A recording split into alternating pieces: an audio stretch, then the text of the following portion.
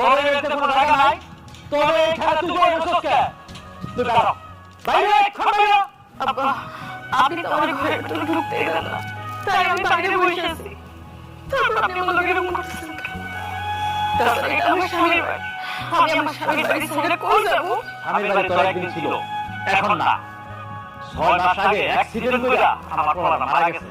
এই কারণে আমি আর তোর বাড়িতে রাখবো না।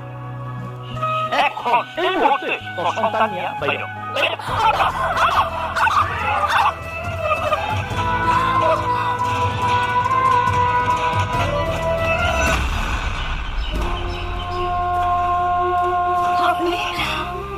আপনি কখন